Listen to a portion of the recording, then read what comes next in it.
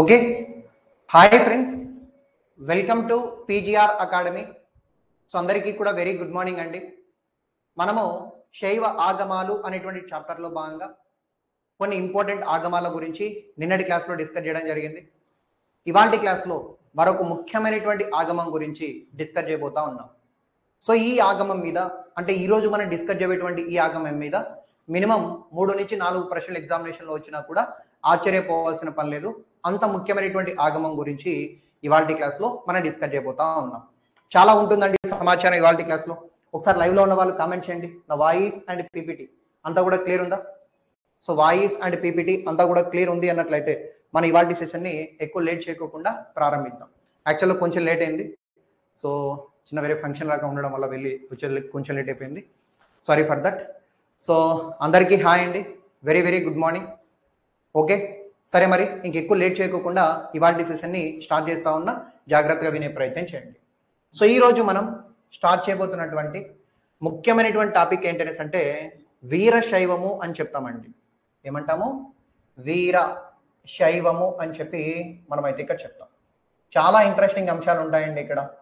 చాలా exam orientation points కూడా మనకి ఇక్కడ వీరశైవంలో బోలెడు అంశాలు ఉంటాయి. కాబట్టి ప్రతి దాన్ని కూడా వివరంగా రాసుకుంటూ వద్దాం. చెప్పుకుంటూ రాసుకుంటూ వద్దాం. వీరశైవం అనేటువంటి దాని గురించి మనం ఏంటనేసి అంటే ఇక్కడ డిస్కస్ చేయబోతా ఉన్నాం. అయితే వీరశైవాన్ని గురించి మనం మాట్లాడుకునేటప్పుడు ముందుగా కొన్ని బేసిక్ అంశాలను మనం డిస్కస్ చేయాల్సి ఉంటుంది. సో మనకు చాలామంది ఎక్కువ నమ్మకం ప్రకారం మనం చూసుకుంటే వీరశైవాన్ని ప్రారంభించినటువంటి ఒక వ్యక్తిగా మనం ఎవరిని చెప్తామనేసి అంటే బసవేశ్వరుడు అనేటువంటి ఒక వ్యక్తి. బసవేశ్వరుడు అనేటువంటి ఒక వ్యక్తి ఈ వీరశైవాన్ని ప్రారంభించాడు అని చెప్పి చెప్తూ ఉన్నారు. సో వీరశైవాన్ని ప్రారంభించింది, అలాగే దీన్ని అభివృద్ధి చేసింది ఎవరు అని అంటే బసవేశ్వరుడు అని చెప్పి మనమైతే ఇక్కడ చెప్పుకుంటాం అనేటువంటి ఒక విషయాన్ని మీరు గమనించాల్సి ఉంటుంది. అయితే ఈ వీరశైవాన్ని తాను ఎప్పుడు ప్రారంభించాడంట? 11 మరియు 12వ శతాబ్దాలలో దీన్ని ప్రారంభించి మరియు అభివృద్ధి చేశాడని కూడా మనకేంటనేసి అంటే చెప్తూ ఉన్నారు. సింపుల్గా నోట్ చేసుకోండి. వీరశైవాన్ని బసవేశ్వరుడు 11 మరియు 12 శతాబ్దాలలో ప్రారంభించి అభివృద్ధి చేశాడు అని చెప్పి మనకైతే ఇక్కడ ఉన్నది అనేటువంటి ఒక విషయాన్ని మీరు గమనించాల్సి ఉంటుంది. అయితే మరికొంతమంది మనకేం చెప్తున్నారంటే కానీ వీరశైవం కేవలం 11 మరియు 12వ శతాబ్దం కాలానికి సంబంధించిందేనా అంటే కాదు. ఇంకొందరు ఏమంటున్నారంటే లేదు లేదు, ఇది కాశ్మీరీ శైవానికి రూపాంతరమే అని చెప్పి చెప్తున్నారనమాట. కాశ్మీరీ శైవానికి రూపాంతరం చెందినదే అని చెప్పి చెప్తున్నారు. అయితే ఈ కాశ్మీరీ శైవం అనేది మనకు ఏ శతాబ్దానికి సంబంధించిందంటే 6వ శతాబ్దానికి సంబంధించింది అని చెప్పి మనం చెప్తున్నాం. ఇంకొంతమంది లేదు లేదు, అంతకన్నా ప్రాచీనమైనదే అని కూడా చెప్తూ ఉన్నారు. అంతకన్నా ప్రాచీనమైనదే అని కూడా మనకేంటనేసి అంటే చెప్తూ ఉన్నారు అని చెప్పి గమనించాలి. ఏదేమైనప్పటికీ కూడా వీరశైవాన్ని ప్రారంభించింది ఎవరు అని మీకు ఎగ్జామినేషన్ పాయింట్ ఆఫ్ వ్యూలో అడిగితే బసవేశ్వరుడు అని చెప్పాలి. 11 మరియు 12వ శతాబ్దంలో వీరశైవాన్ని బసవేశ్వరుడు ప్రారంభించాడు అని చెప్పి మీరు చెప్పాల్సి ఉంటుందన్నమాట. అయితే వీరశైవంలోని సిద్ధాంతాలు ఏముంటాయి? వీరశైవంలోని సిద్ధాంతాల గురించి మనం మాట్లాడదాం. ముందుగా ఒక అంశాన్ని గమనించండి.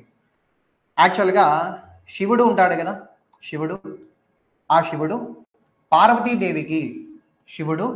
పార్వతీదేవికి కొన్ని సిద్ధాంతాలను ఏంటనేసి అంటే బోధించాడంట.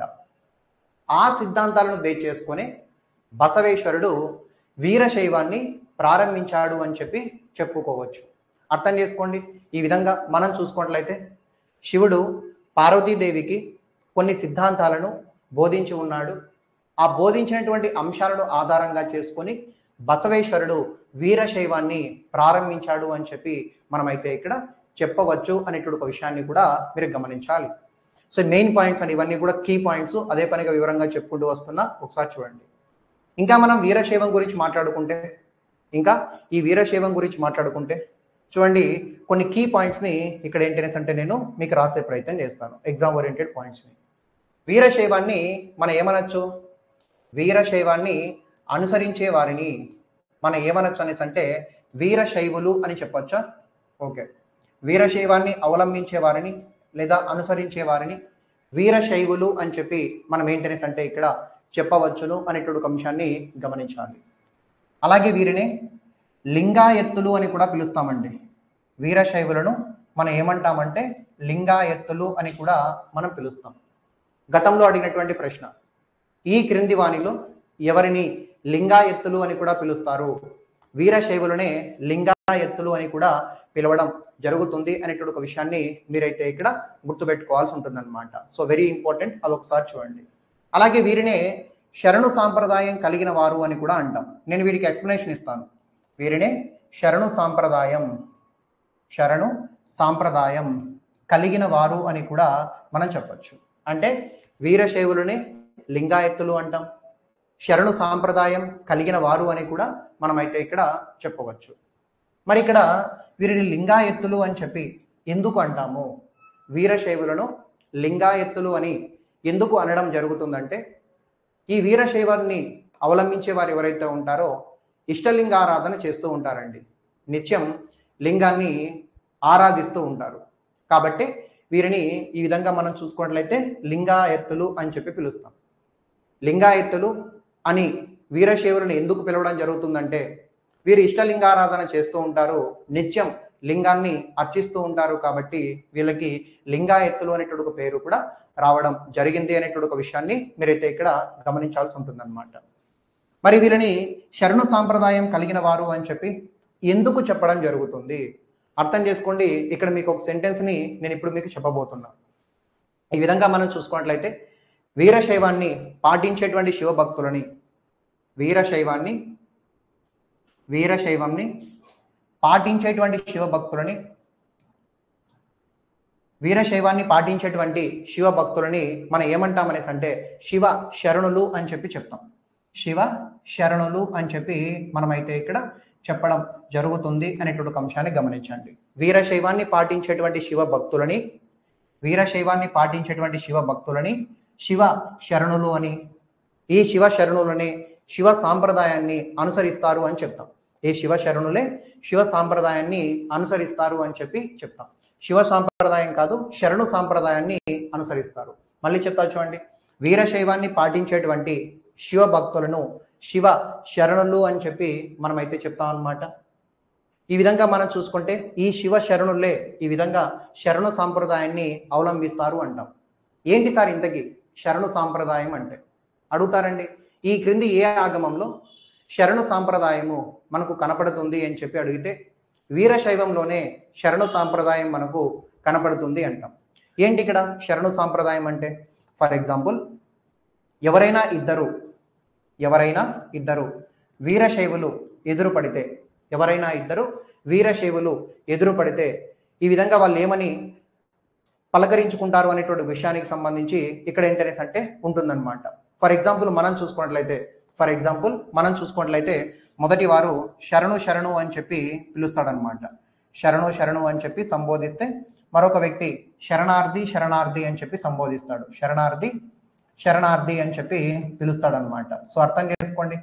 ఈ విధంగా మనం చూసుకున్నట్లయితే వీరశైవాన్ని పాటించేటువంటి శివభక్తులను శివ శరణులు అని చెప్పి చెప్తాము. ఈ శివ శరణులు శరణు సాంప్రదాయాన్ని అనుసరిస్తారు అని చెప్తాము. శరణు సాంప్రదాయము అంటే ఏమిటి అనేసి అంటే, ఇద్దరు వీరశైవులు ఒకరికొకరు ఎదురుపడినటువంటి సందర్భంలో మొదటి వ్యక్తి శరణు అని చెప్పి అతన్ని ఏంటనేసి అంటే పలకరిస్తాడు. అవతలి వారు కూడా శరణార్థి అని చెప్పి ఏంటనేసి అంటే పలకరిస్తాడు. ఆ పలకరింపుకి ఏంటనేసి అంటే రియాక్ట్ అవుతాడు అని చెప్పి చెప్తాం. అంటే ఇప్పుడు నేను ఒక వీరశైవుని అనుకోండి, నాకు ఎదురుగా ఇంకొక వీరశైవుడు ఉన్నాడు అనుకుందాం. నేను అతన్ని పలకరించేటప్పుడు ఏమంటాను? శరణు అని చెప్పి చెప్తాను. అతను నన్ను మళ్ళీ పలకరింపుకు గాను రెస్పాండ్ అవుతూ తను నన్ను ఏమని చెప్తాడంటే శరణార్థి అని చెప్పి చెప్పడం జరుగుతుంది అనేటువంటి ఒక విషయాన్ని గమనించాలి. దీన్నే శరణు సాంప్రదాయం కలిగిన వారు అని చెప్పి చెప్తాం. ఇక్కడి నుంచి ఒక బిట్ ఎక్స్పెక్ట్ చేయొచ్చు. వీరశైవాన్ని అవలంబించే వారిని వీరశైవులు అని, లింగాయత్తులు అంటాము. లింగాయత్తులు అని ఎందుకు అంటామంటే ఇష్టలింగారాధన చేస్తారు, నిత్యం లింగానికి అభిషేకిస్తూ లేదా అర్చకం చేస్తూ వీళ్ళు పూజిస్తూ ఉంటారు. కాబట్టి లింగాయత్తులు అని చెప్పి కూడా చెప్పచ్చు. వీరినే శరణు సాంప్రదాయం కలిగిన వారు అని, శివ శరణులు అని కూడా మనం పిలవడం జరుగుతుంది. ఆ విషయాలు కూడా కొంచెం టర్మినాలజీని ఇక నేర్చుకునే ప్రయత్నం చేయండి, సరిపోతుంది. అలాగే వీరశైవానికి సంబంధించినటువంటి గురువులు చెప్పండి. వీరశైవానికి సంబంధించినటువంటి గురువులను మనం ఏమంటాము? వీరశైవులకి సంబంధించినటువంటి గురువులను జంగములు అని చెప్పి చెప్తాం. వీరశైవులకి సంబంధించినటువంటి గురువులను మనం ఏమంటామంటే జంగములు అనేటువంటి ఒక పేరుతో మనమైతే పిలుస్తాం. ఇది కూడా మనకి ఎగ్జామినేషన్లో రిపీటెడ్గా అడుగుతున్నటువంటి ప్రశ్న అని చెప్పి మనం మెయింటెనెన్స్ అంటే ఇక్కడ చెప్తాం. వీరశైవానికి సంబంధించినటువంటి గురువులను జంగములు అంటాము. లింగాయతులకు కూడా గురువులు జంగములు అని చెప్పి చెప్తాం. వీరశైవులు అన్న లింగాయతులన్నా సేమ్. వీరికి సంబంధించినటువంటి గురువులు ఎవరనేసి అంటే ఈ విధంగా మనం చూసుకుంటే జంగములు అని చెప్పి చెప్తాం. వీళ్ళ దగ్గర నుంచే ఈ లింగాయతులు అనేటువంటి వాళ్ళు నేర్చుకుంటారనమాట. పౌరహిత్యాన్ని కూడా జంగములే లింగాయతులకు నేర్పుతారు అనేటువంటి ఒక విషయాన్ని కూడా మీరు ఇక్కడ గుర్తుపెట్టుకోవాల్సి ఉంటుందన్నమాట. ఇదంతా కూడా చాలా చాలా ముఖ్యమైనటువంటి అంశము అని చెప్పి మనం మెయింటెనెన్స్ అంటే ఇక్కడ చెప్తాం. వీరశైవం గురించి ప్రధానంగా మనం చూసుకున్నట్లయితే వాతుల ఆగమం అనేది ఏదైతే ఉంటుందో మనకు చాలా ముఖ్యమైనటువంటి సమాచారాన్ని అందిస్తుంది అని చెప్పి చెప్తాం. ఈ క్రింది ఏ ఆగమం వీరశైవం గురించి గొప్పగా మనకు పేర్కొనడం జరిగింది అనేసి అంటే వాతుల ఆగమం మనకు పేర్కొనడం జరిగింది అనేటువంటి విషయాన్ని కూడా గమనించాలి. ఇంకా చూడండి, మరికొన్ని ముఖ్యమైనటువంటి అంశాలను వీరశైవం గురించి మనం మెయింటెనెన్స్ అంటే నేర్చుకుందాం. చూడండి, అకార్డింగ్ టు వీరశైవం అంటే దీని ప్రకారం వీరశైవం ప్రకారం ఒక కొన్ని ముఖ్యమైనటువంటి అంశాలను మనం నేర్చుకోవాలి. చూడండి, ఇక్కడ వీరశైవం ప్రకారం వీళ్ళు ఈ విధంగా మనం చూసుకుంటే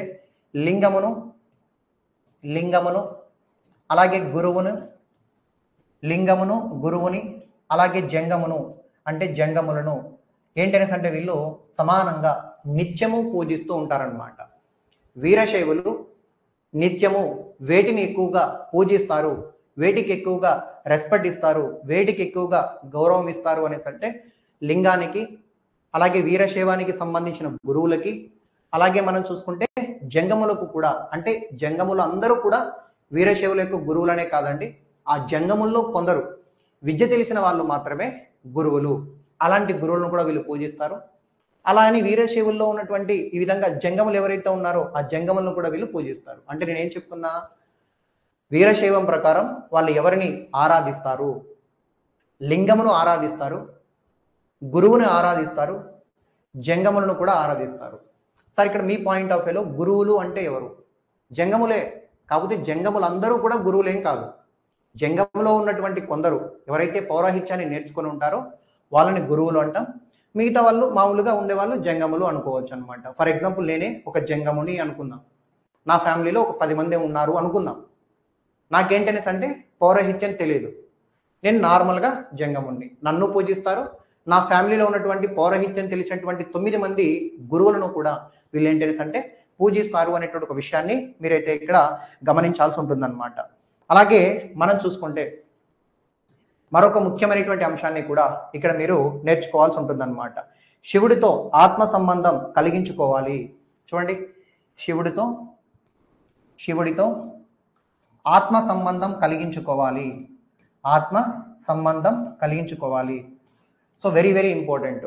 ఈ క్రింది ఏ ఆగమం లేదా ఈ క్రింది ఏ శైవం శివుడితో ఆత్మ సంబంధం కలిగించుకోవాలి అని చెప్పి చెప్తుందనేసి అంటే వీరశైవమే మనకి ఈ విషయము చెప్తుంది అనేటువంటి అంశాన్ని గమనించాలి. అలాగే తమ జీవత్వాన్ని శివుడికి అర్పించాలి. తమ జీవత్వంని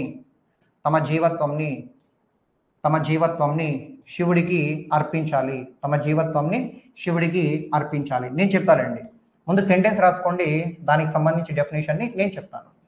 అంటే శివుడితో తమ జీవత్వాన్ని ఏంటనేసి అంటే అర్పించుకోవాలి అంటున్నాడు. శివుడితో ఆత్మ సంబంధం కలిగి ఉండాలి. అంటే శివుడిని ఆత్మలో ఏంటనేసి అంటే ఎప్పుడూ కూడా స్మరించుకుంటూ ఉండాలి. తను వేరు శివుడు వేరు అని కాకుండా శివుడిని తన ఆత్మస్వరూపుడిగా భావించుకోవాలి. అంటే శివుడితో ఆత్మ సంబంధం కలిగి ఉండాలి. తన ఆత్మ పరమాత్మ రెండు వేరు కాదు, రెండు ఒకటే అని చెప్పి భావించాలి. తమ జీవత్వాన్ని తన జీవితం ఏదైతే ఉంటుందో తన మొత్తాన్ని కూడా శివుడికే అర్పించాలి. అంటే తన జీవితం తన కోసం కాదన్నట్లు శివుడి కోసమే అన్నట్లు ఏంటనేసి అంటే జీవించాలని కూడా మనకి ఏంటనేసి అంటే ఇక్కడ చెప్తూ ఉన్నారు అనేటువంటి ఒక విషయాన్ని మనం ఇక్కడ గమనించాలి. అలాగే శివైక్యాన్ని శివైక్యం అనేటువంటి అంశం కూడా మనకి ఇక్కడే తెలియజేస్తారనమాట. శివైక్యం అనేటువంటి పదం ఏ ఆగమంలో ఉంటుందనేసి అంటే ఆదిశైవంలోనా, వీరశైవంలోనా, కాపాలికంలోనా, ఇంకోట అనేసి అడిగితే వీరశైవము అని చెప్తాం. అంటే ఈ విధంగా శివుడు జీవుడు ఐక్యం కావాలి, శివుడు అలాగే జీవుడు ఐక్యం కావడాన్ని, శివుడు జీవుడు ఐక్యం కావడాన్నే మనం ఏమంటామంటే శివైక్యం అని చెప్తాం. జస్ట్ ఇవన్నీ కూడా టర్మినాలజీ అండి. వీరశైవంలో భాగంగా ఇంకా ఘోరంగా ఉంటుంది టర్మినాలజీ. నేను మీకు ఇంకా సింప్లిఫై చేసి చెప్తున్నా. శివైక్యం అనేటువంటిది మనకి ఎక్కడ ఉంటుంది అనేసి అంటే వీరశైవంలో భాగంగా శివైక్యం ఉంటుంది. శివుడు మరియు జీవుడు ఐక్యం కావాలి అని కూడా శివైక్యం ద్వారా మనకేంటనేసి అంటే వీరశైవం ద్వారా తెలియజేస్తున్నారు అనేటువంటి ఒక విషయాన్ని మీరైతే ఇక్కడ గుర్తుపెట్టుకోవాల్సి ఉంటుంది అనమాట. So very important. ఆ విషయాన్ని ఒకసారి ఏంటనేసి అంటే నేర్చుకోవాల్సి ఉంటుంది అనమాట. అలాగే మనం చూసుకుంటే శివుడు ఒక్కడేనని అంటే శివుడు ఒక్కడే, శివుడు ఒక్కడే లేదా దేవుడు ఒక్కడే, అది కూడా శివుడే అని చెప్పి వీళ్ళు నమ్ముతారు. దేవుడు ఒక్కడే, అది కూడా శివుడే అని చెప్పి వీళ్ళు ఏంటనేసి అంటే నమ్ముతారు అంటాం. అంటే దేవతలందరూ కూడా చాలామంది ముక్కోటి దేవతలు మనం పూజిస్తూ ఉంటాం. కానీ వీళ్ళు ఏమంటారంటే లేదు లేదు, ముక్కోటి దేవతలు ఏం లేరు, ఉన్నది ఒకడే, ఆ ఒక్కడు పరమాత్ముడు, ఆ పరమాత్ముడు ఒక్కడు కూడా శివుడే అని చెప్పి వీళ్ళు చెప్తూ ఉంటారు అని చెప్పి చెప్తాం. అలాగే వీళ్ళు ఎప్పుడూ కూడా ఈ వీరశైవులు ఇష్టలింగారాధన చేస్తూ ఉంటారండి.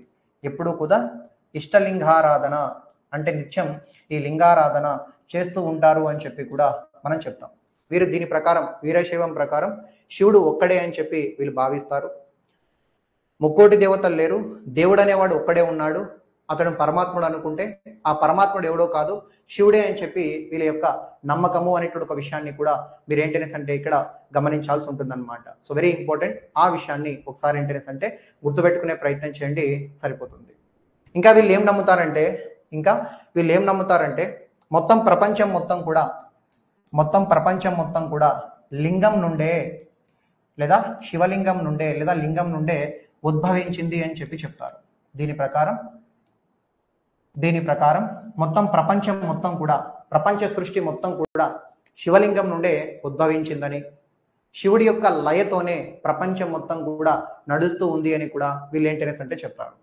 లింగం నుండే ప్రపంచ సృష్టి ఉద్భవించింది అని, ఆ లింగం ద్వారానే ఈ విధంగా మనకేంటనేసి అంటే సృష్టి యొక్క లయ జరుగుతుందని ఈ విధంగా మనకేంటనేసి అంటే చెప్తూ ఉన్నారు అనేటువంటి ఒక విషయాన్ని కూడా మీరైతే ఇక్కడ గమనించాలి. ఒక్క నిమిషం అండి, నేను చూస్తాను ఒక్క నిమిషం.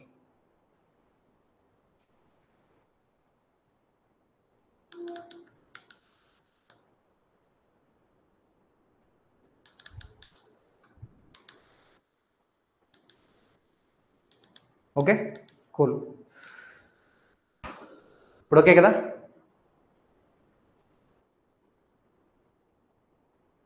ఓకే. సో ఇక్కడ మనం చూసుకున్నట్లయితే ఈ విషయాన్ని మీరైతే గమనించాల్సి ఉంటుంది. అంటే ఎప్పుడూ కూడా ఈ విధంగా వీరశైవం ప్రకారం ఇష్టలింగారాధన చేస్తూ ఉంటారు. లింగం నుండే సృష్టి మొత్తం ఉద్భవించిందని వీళ్ళు నమ్ముతూ ఉంటారు. ఇంకా చెప్పాలంటే సృష్టి మొత్తం కూడా శివుడి యొక్క లయ ద్వారానే జరుగుతుంది అని కూడా వీరి యొక్క నమ్మకము అని చెప్పి మనమైతే ఇక్కడ చెప్పుకుంటాం అనేటువంటి ఒక విషయాన్ని మీరైతే గమనించాల్సి ఉంటుంది అనమాట. So very important. ఆ విషయాన్ని కూడా ఒకసారి ఏంటనేసి అంటే నేర్చుకునే ప్రయత్నం చేయండి. అలాగే ఇక్కడ ఇంకొక పాయింట్ కూడా వీలైతే నోట్ చేసుకోండి, పర్లేదు తర్వాత నోట్ చేసుకునే ఇబ్బంది ఏం లేదు, వీలైతే ఇక్కడ నోట్ చేసుకోండి సరిపోతుంది. ఫర్ ఎగ్జాంపుల్, వీరశైవాన్ని అవలంబించే వారిని శివ సైనికులు అని కూడా అంటామండి. కావాలంటే ఇంకొక పాయింట్ ఇక్కడ యాడ్ చేసుకోండి. వీరశైవాన్ని అనుసరించేటువంటి వాళ్ళను శివ సైనికులు అని కూడా మనమైతే ఇక్కడ చెప్పవచ్చు. అంటే వీరశైవం అనుసరించే వారిని వీరశైవులు అని, లింగాయత్తులు అని, శరణు సాంప్రదాయం కలిగిన వారు అని, శివ శరణులు అని, శివ సైనికులు అని కూడా మనం చెప్తాం. మరి ఎందుకంటాం శివ సైనికులు అని చెప్పి వీరశైవాన్ని అనుసరించే వారిని ఎందుకుగా మనం అంటాము? ఒక సెంటెన్స్ మీరు ఇక్కడ నోట్ చేసుకోవాలి. ఏంటనేసి అంటే మన భారతదేశంలో చాలామంది రాజులు ఈ విధంగా వీరశైవాన్ని అనుసరించారంట, అంటే దాన్ని పుచ్చుకున్నారు అని చెప్తాం. రాజులు మాత్రమే కాదు, ఆ రాజ్యంలో ఉన్నటువంటి లక్షలాది మంది సైన్యం కూడా ఈ విధంగా మనం చూసుకున్నట్లయితే వీరశైవాన్ని పుచ్చుకోవడం జరిగింది. అంటే మన భారతదేశంలో చాలా రాజ్యాలలో రాజులు వీరశైవాన్ని పుచ్చుకున్నారు. రాజులతో పాటు రాజు దగ్గర ఉన్నటువంటి సైన్యం కూడా వీరశైవాన్ని పుచ్చుకున్నారు. అలా పుచ్చుకున్నటువంటి వారిని శివ సైనికులు అంటామన్నమాట. వాళ్ళని శివ సైనికులు అని చెప్పి చెప్తాం.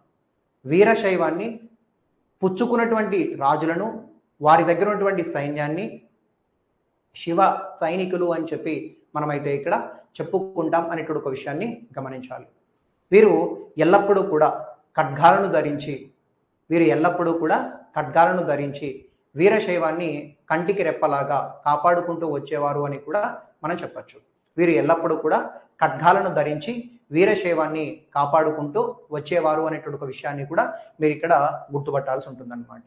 ఈ పాయింట్స్ అన్నీ కూడా మనకు చాలా చాలా ముఖ్యమైనవి, గుర్తుపెట్టుకోండి. అలాగే మనం చూసుకున్నట్లయితే ఇక్కడ మరికొన్ని అంశాలను కూడా మనం డిస్కస్ చేద్దాం. ఏం చెప్పాను? ఈ విధంగా లింగము, గురువు, జంగములను వీళ్ళు సమానంగా పూజిస్తారు అని చెప్పాను. శివుడితో ఆత్మ సంబంధం కలిగి ఉంటారు, తమ జీవత్వాన్ని శివుడికి అర్పించాలి అని చెప్తాము. శివైక్యం అనేది కూడా దీంట్లో భాగంగా ఉంటుంది. శివుడే దేవుడు, శివుడే ఒక్కడు అని చెప్తారు. దేవుడు ఒక్కడే, అది కూడా శివుడే అని చెప్తారు. ఇష్టలింగారాధన చేస్తూ ఉంటారు. లింగం నుండి ఏంటనేసి అంటే సృష్టి మొత్తం ఉద్భవించింది అని చెప్పి చెప్తూ ఉంటారు అని చెప్పి కూడా మనం ఏంటనేసి అంటే చెప్తాం. అనునిత్యం కూడా వీళ్ళు శివారాధన చేస్తూ ఉంటారండి. అనునిత్యం కూడా శివారాధన చేస్తూ ఉంటారు అంటాం. శివారాధనతో పాటు జంగమారాధన కూడా చేస్తూ ఉంటారు. శివారాధనతో పాటు జంగమారాధన కూడా చేస్తూ ఉంటారు. ఆ పాయింట్ కూడా యాడ్ చేసుకోండి, ఎగ్జామ్లో అడిగిన పాయింట్. వీరశైవాన్ని అవలంబించేటువంటి వీరశైవులు శివారాధనతో పాటు లింగారాధన, శివారాధన, దాంతోపాటు జంగమ ఆరాధన అని చెప్పి కూడా చెప్పచ్చు. శివారాధన, జంగమారాధన, అలాగే లింగారాధన నిత్యము కూడా చేస్తూ ఉంటారు అని చెప్పి మనం ఏంటనేసి అంటే చెప్తాం. ఒక మాటలో గుర్తుపెట్టుకోండి, లింగాయత్తులు అనేటువంటి పదము వీరశైవానికి సంబంధించింది. అలాగే వీరికి సంబంధించినటువంటి గురువులను జంగములు అంటాము. కాబట్టి వీళ్ళు ఎల్లప్పుడూ కూడా జంగములను ఆరాధిస్తూ ఉంటారు, వాళ్ళని ఎప్పుడు కూడా ఏంటనేసి అంటే పూజిస్తూ ఉంటారు అనేటువంటి ఒక విషయాన్ని కూడా మీరు ఇక్కడ నోట్ చేసుకోవాల్సి ఉంటుంది. సెంటెన్స్ పాయింట్ ఆఫ్ వ్యూలో ఆ పాయింట్స్ని ఒకసారి ఏంటనేసి అంటే నేర్చుకునే ప్రయత్నం చేయండి, సరిపోతుంది. ఇంకా మనం చూసుకుంటే మరికొంత సమాచారాన్ని దీని గురించి మనమైతే ఇక్కడ తెలుసుకునే ప్రయత్నం చేద్దాం. మరి ఈ విధంగా మనం చూసుకుంటే వీరశైవానికి సంబంధించిన మరికొన్ని ముఖ్యమైనటువంటి అంశాలను మనం నేర్చుకుందాం. ఫర్ ఎగ్జాంపుల్, ఎవరైనా ఒక వ్యక్తి వీరశైవాన్ని తీసుకోవచ్చా అంటే ఎవరైనా వీరశైవాన్ని తీసుకోవచ్చా అంటే ఎవరైనా కూడా తీసుకోవచ్చు అండి. వీరశైవాన్ని తీసుకోవాలంటే వర్ణ వ్యవస్థ అడ్డు రాదు అని చెప్పి చెప్తాం. అంటే దీంట్లో కులమత భేదాలు లేవు, ఎవరైనా కూడా వీరశైవాన్ని స్వీకరించవచ్చు అని చెప్పి చెప్తారు. కాకపోతే వీరశైవాన్ని ఎవరైనా ఒక వ్యక్తి స్వీకరించాలంటే ఈ విధంగా ఆ వీరశైవ గురువులు ఎవరైతే ఉంటారో ఆ గురువులు శిష్యులకు కొన్ని పరీక్షలు పెడతారు. ఆ పరీక్షలో ఎవరైతే ఉత్తీర్ణత సాధిస్తారో వారికి మాత్రమే వీరశైవ దీక్షని అందించడం జరుగుతుంది. అర్థమైందా? మళ్ళీ చెప్తా చూడండి. వీరశైవాన్ని ఎవరైనా తీసుకోవచ్చు. అయితే వీరశైవాన్ని తీసుకోవాలంటే మాత్రం వీరశైవ గురువులు ఏం చేస్తారంటే ఆ శిష్యులకు ఈ విధంగా కొన్ని పరీక్షలను నిర్వహిస్తారు. ఆ పరీక్షలలో ఉత్తీర్ణత సాధించినటువంటి ఆ శిష్యులకు మాత్రమే వీరశైవ దీక్షని అందిస్తారు అని చెప్పి మనమైతే ఇక్కడ చెప్తాం. మరి ఇంతకీ ఆ పరీక్ష ఏమిటి? ఏంటి ఏపీ ఎన్రోల్మెంట్ ఎగ్జామ్ పెడతారనుకుంటారా ఏంటి? ఆ పరీక్ష ఏమిటి అని చెప్పి అడుగుతారు. ఆ పరీక్షలో భాగంగా కొన్ని ముఖ్యమైనటువంటి అంశాలను వాళ్ళు ఏంటనేసి అంటే వాళ్ళ దగ్గర నుండి రాబట్టాలని చెప్పి ట్రై చేస్తారు.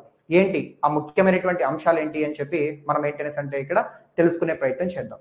ఫర్ ఎగ్జాంపుల్, మనం చూసుకున్నట్లయితే గురుభక్తి ఉన్నదా లేదా అంటే వాళ్ళు పరీక్షించేటువంటి అంశాలు, ఆ గురువులు పరీక్షించేటువంటి అంశాలు గురుభక్తి ఉందా లేదా అంటే ఆ గురువు ఆ శిష్యుడిని పరీక్షిస్తాడు. ఎలాంటి అంశాల మీద పరీక్షిస్తాడు అనేసి అంటే ఒకటి, ఆ వ్యక్తికి గురు భక్తి ఉన్నదా లేదా అనేటువంటి విషయాన్ని పరీక్షిస్తాడు అని చెప్పి మనం చెప్తాం. ఇంకొక విషయం ఏంటంటే ఆత్మజ్ఞానం మీద పరిజ్ఞానం ఉందా లేదా, ఆత్మజ్ఞానం మీద పరిజ్ఞానం ఉందా లేదా అనేటువంటి అంశం మీద కూడా ఏంటనేసి అంటే ఒక టెస్ట్ పెడతాడు అన్నట్లు. అలాగే విషయాల మీద విరక్తి ఉందా లేదా, విషయాల మీద విరక్తి ఉందా విరక్తి ఉందా లేదా అనే అంశాల మీద కూడా ఏంటనేసి అంటే అక్కడ పరీక్ష జరుగుతుందన్నమాట. ఫర్ ఎగ్జాంపుల్ నేను అనుకోండి, నేను ఇప్పుడు వీరశైవ దీక్షని స్వీకరించాలనుకుంటున్నా, నేను వీరశైవంలోకి జాయిన్ కావాలనుకుంటున్నా. నేను ఏ వర్ణానికి సంబంధించిన వ్యక్తినైనా సరే వీరశైవాన్ని పుచ్చుకోవచ్చు. కానీ పుచ్చుకోవాలంటే గురువుల దగ్గర ఆ దీక్షని స్వీకరించాలి. గురువు నేరుగా నన్ను నాకు వీరశైవ దీక్షని నేర్పించడు, లేదా వీరశైవ దీక్ష నాకు అందించడు. నాకు అందించే ముందు ఆ గురువు గారు ఏం చేస్తారు, కొన్ని పరీక్షలు పెడతారు. ఏ పరీక్షలు, ఏ విషయాల పైన తనకు పరిజ్ఞానం ఉందా లేదా అనేటువంటి అంశాన్ని ఆయన తెలుసుకోవాలనుకుంటాడంటే, ఒకటి, ఆ శివ దీక్షని లేదా వీరశైవ దీక్షని తీసుకోవాలి అనుకున్నటువంటి వ్యక్తికి గురుభక్తి ఉన్నదా లేదా, ఆత్మ పరిజ్ఞానం ఉన్నదా లేదా, విషయాల పట్ల విరక్తి ఉన్నదా లేదా అనే అంశాల మీద ఏంటనేసి అంటే తాను ఎగ్జామ్ పెడతాడు అన్నట్టు. ఎగ్జామ్ అంటే ఏంటండి, నీలో ఉన్నటువంటి జ్ఞానం ఎంత అని చెప్పి తెలుసుకోవడమే ఎగ్జామ్, అంతే. ఇక్కడ మనం చూసుకుంటే గురుభక్తి ఉన్నదా లేదా, ఆత్మజ్ఞానం పట్ల పరిజ్ఞానం ఉన్నదా లేదా, విషయాల పట్ల విరక్తి ఉన్నదా లేదా. విషయాల పట్ల అంటే మానవ జీవితంలో నిర్వహించేటువంటి కార్యక్రమాల పట్ల విరక్తి ఉంటేనే వీరశైవాన్ని తీసుకోవచ్చంట అని కూడా మనకి ఏంటనేసి అంటే ఆ ఎగ్జామ్లో చెప్తూ ఉన్నారు అని చెప్పి చెప్తాం. అంటే వీరశైవంలో వర్ణ వ్యవస్థ లేదు. ఈ పాయింట్ మీరు నేర్చుకున్నా ఇక్కడ ఒక పాయింట్ ఎగ్జామినేషన్లో ఉంటుంది. మరి ఇక్కడ వీరశైవాన్ని వంశపారపర్యంగా స్వీకరించవచ్చండి. వీరశైవాన్ని వంశపారపర్యంగా స్వీకరించవచ్చు అనేటువంటి ఒక అంశాన్ని గమనించండి. వీరశైవాన్ని వంశపారపర్యంగా స్వీకరించవచ్చునా లేదా అనేసి అంటే స్వీకరించవచ్చు. ఫర్ ఎగ్జాంపుల్, నేను వీరశైవుని అనుకుంటే నాకు పుట్టబోయేటువంటి బిడ్డ ఆటోమేటిక్గా వీరశైవ దీక్షని పొందవచ్చు అని కూడా మనకేంటనేసి అంటే వీరశైవము మనకి ఇక్కడ చెప్తూ ఉంది అనేటువంటి ఒక విషయాన్ని మీరైతే గమనించాల్సి ఉంటుందన్నమాట. సో ఆ విషయాన్ని ఒకసారి ఏంటనేసి అంటే చూసుకోండి. కాకపోతే ఇక్కడ కూడా కొన్ని కండిషన్స్ ఉంటాయి, కండిషన్స్ అప్లైడ్ అన్నట్లు కొన్ని కండిషన్స్. వంశపారపర్యంగా వీరశైవాన్ని స్వీకరించవచ్చు.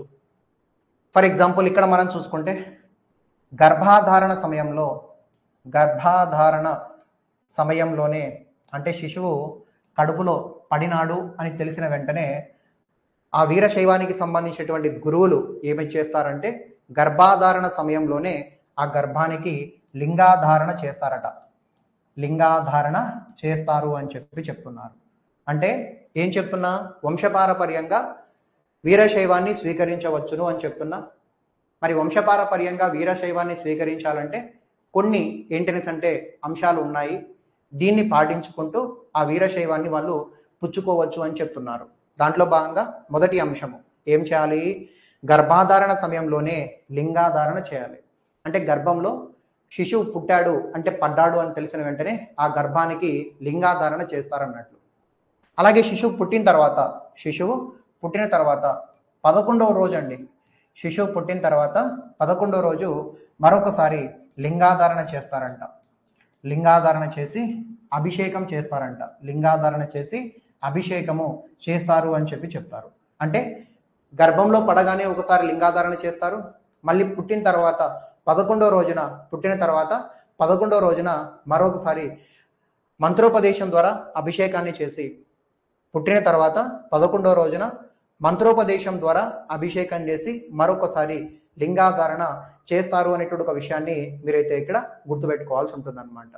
ఆ తర్వాత తాను పెరిగి పెద్ద అయిన తర్వాత గురువు దగ్గర నుండి ఆ వీరశైవ దీక్షని పుచ్చుకుంటాడు అని చెప్పి చెప్తాం. గురువు దగ్గర నుంచి పెద్ద అయిన తర్వాత చూడండి, థర్డ్ స్టెప్ ఏంటి ఇక్కడ,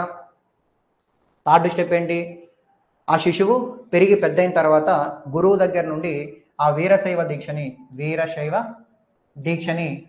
పుచ్చుకుంటాడు అని చెప్పి చెప్తాం. ఈ 3 దశలు ఉంటాయన్నమాట. వంశపారపర్యంగా వీరశైవాన్ని స్వీకరించవచ్చును. స్వీకరించే క్రమంలో ఆచరించాల్సినటువంటి ధర్మాలు, ఒకటి, గర్భాధారణ సమయంలో లింగాధారణ జరగాలి. 11వ రోజు పిల్లవాడు పుట్టిన తర్వాత లింగారాధన, మంత్రోపదేశం ద్వారా అభిషేకం ద్వారా లింగారాధన మరొకసారి చేయాలి. 3వది ఏంటనేసి అంటే ఆ శిశువు పెరిగి పెద్ద అయిన తర్వాత యుక్త వయసుకు వచ్చిన తర్వాత గురువు దగ్గర ఏంటనేసి అంటే వీరశైవాన్ని పుచ్చుకుంటాడు అని చెప్పి కూడా మనకేంటనేసి అంటే ఇక్కడ చెప్తూ ఉన్నారు అనేటువంటి ఒక విషయాన్ని మీరైతే ఇక్కడ గమనించాల్సి ఉంటుందన్నమాట. అయితే ఇక్కడ మీరు 2 పదాలు నేర్చుకోండి. 2 పదాలు చూడండి.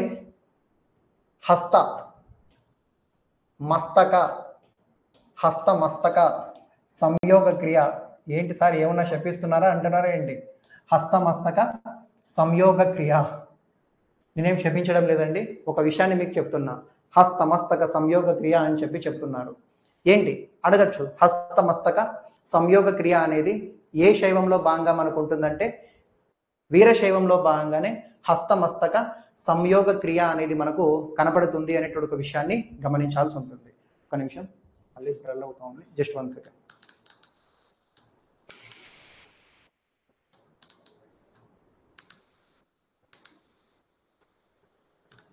ఓకే, హస్త మస్తక సంయోగ క్రియ అంటే ఏంటి? ఫర్ ఎగ్జాంపుల్ హస్త మస్తక సంయోగ క్రియ బాగా చదవండి, మీకే అర్థమవుతుంది. హస్తము అంటే చెయ్యి, మస్తకము అంటే మెదడు లేదా తల. ఏంటనేసి అంటే గురువు శిష్యుడి తల మీద చెయ్యి పెట్టి శివదీక్షని లేదా వీరశైవాన్ని అందించడాన్నే మనం ఏమంటామంటే హస్తమస్తక సంయోగ క్రియ అని చెప్పి మనం చెప్తాం. గురువు ఆ శిష్యుడి తల మీద చెయ్యి పెట్టి వీరశైవాన్ని అందించడాన్నే మనం ఏమంటామనేసి అంటే హస్తమస్తక సంయోగ క్రియ అని చెప్పి మనం ఏంటనేసి అంటే ఇక్కడ చెప్పవచ్చు అనేటువంటి ఒక విషయాన్ని మీరు గమనించాలి. అలాగే చిత్కళ అనేటువంటి ఇంకొక పదం ఉంటుంది. చిత్కళ అనేటువంటి ఒక పదం.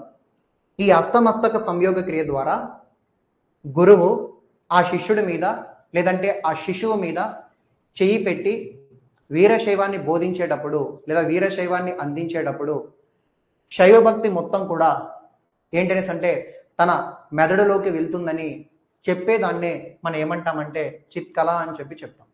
బాగున్నాయి కదా? మళ్ళీ ఒకసారి చెప్పచ్చు చూడండి. హస్తమస్తక సంయోగ క్రియ అంటే ఏంటి? ఈ విధంగా గురువు ఆ శిష్యుడు లేదంటే ఆ శిశువు తల మీద చెయ్యి పెట్టి వీరశైవాన్ని అందించడాన్నే మనం ఏమంటామనేసి అంటే హస్తమస్తక సంయోగ క్రియ అంటాం. దీనిలో భాగంగా చిత్కళ అనేది ఒక పదం ఉంటుంది. చిత్కళ అంటే ఇలా చెయ్యి పెట్టి ఆ శిష్యుడి తల మీద చెయ్యి పెట్టి ఇలా వీరశైవాన్ని అందించేటప్పుడు శివభక్తిని మొత్తాన్ని కూడా తనలోకి ప్రసరింపజేయడం జరుగుతుంది. ఆ శివభక్తి తనలోకి ప్రసరించడాన్నే మనం ఏమంటామంటే చిత్కళ అని చెప్పి చెప్తామంట. మీకు ఒక విషయం తెలుసా? ఇలా వీరశైవాన్ని స్వీకరించిన తర్వాత గత జన్మలో చేసినటువంటి పాపాలు ఏవైతే ఉంటాయో గత జన్మలో చేసిన పాపాలన్నీ కూడా పోతాయంట. మనకు చెప్తూ ఉంటారు, ఏ జన్మలో ఏ పాపం చేశాడో ఆ పాపం ఈ జన్మలో వెంటాడుతుంది అని చెప్తారు. మీరు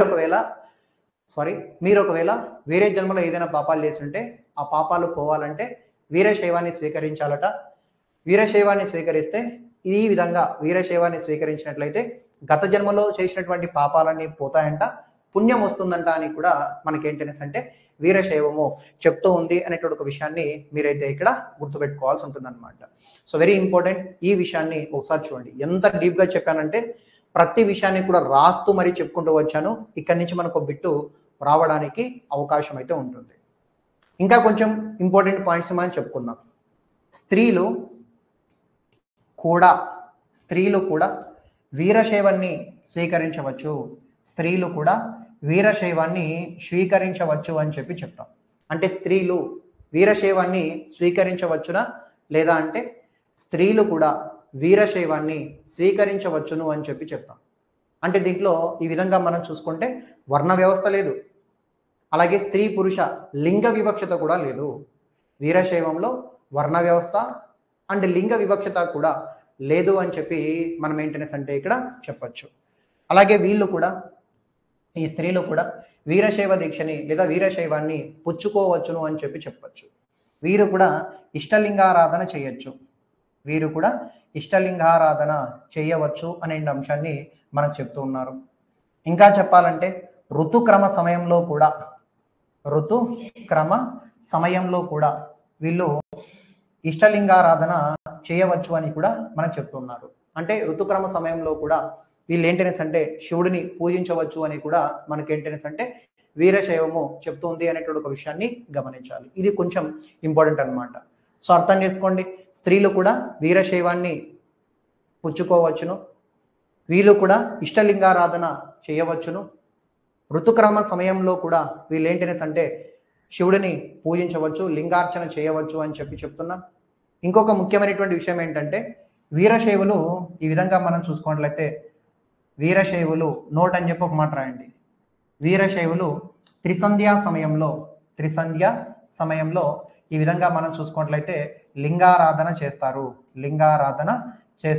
అని చెప్తాం. ఏంటి సార్ ఇది త్రిసంధ్యా సమయం అంటే ఈ విధంగా మనం చూసుకున్నట్లయితే 3 వేళల ఉదయం, సాయంత్రం, రాత్రి అంటాం కదా, వాటిని త్రిసంధ్యాలు అంటాం. ఈ త్రిసంధ్యాలలో కూడా వీళ్ళు ఏంటనేసి అంటే లింగారాధన చేస్తూ ఉంటారు అని చెప్పి మనమైతే ఇక్కడ చెప్తూ ఉన్నాం. ఎవరైతే వీరశైవాన్ని అవలంబించేటువంటి శివభక్తులు ఎవరైతే ఉన్నారో వాళ్ళు త్రిసంధ్యాలలో లింగారాధన చేస్తూ ఉంటారు. అంటే ఉదయం, మధ్యాహ్నం, సాయంత్రం లేదా ఉదయం, సాయంత్రం, రాత్రి ఎలాగైనా త్రిసంధ్యాలలో లింగారాధన చేస్తూ ఉంటారు. అదొకసారి చూడండి. అలాగే స్త్రీలు కూడా త్రిసంధ్యా సమయాలలో లింగారాధన చేయవచ్చు.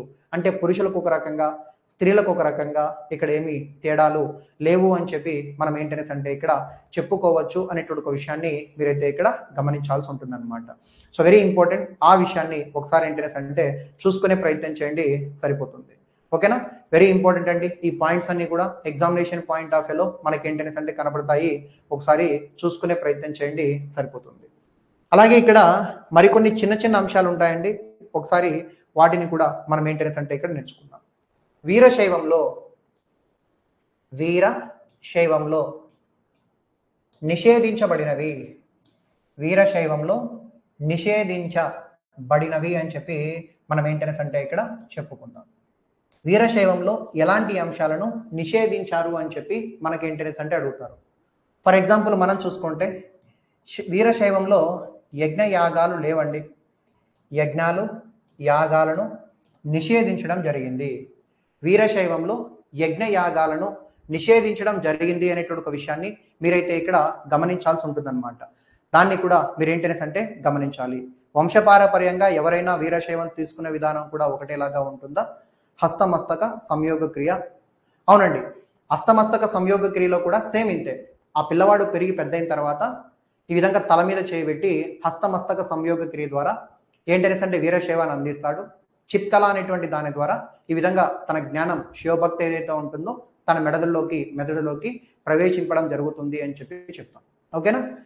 సో ఆటోమేటిక్గా ఏంటనేసి అంటే వంశపారపర్యంగా వచ్చేస్తుంది అనమాట వాళ్ళకైతే. మనలాంటి వాళ్ళకి ఏంటనేసి అంటే ఆ పరీక్ష పెడతారు కదా, ఆ 3 పరీక్షలు పెట్టి అండ్ దీని ద్వారా ఏంటనేసి అంటే మనకు దీక్షని ఇస్తారు అని చెప్పి కూడా మనం చెప్పచ్చు. ఓకేనా? ఇంకా దాంట్లో చాలా పాయింట్స్ ఉంటాయి. ఓకేనా? మనకి ఎగ్జామ్ ఓరియంటేషన్ పాయింట్లు మనకి ఎంతవరకు అవసరమో వాటిని మనం చూస్తూ వద్దాం. వీరశైవంలో నిషేధించబడినవి యజ్ఞ యాగాది క్రతువులు.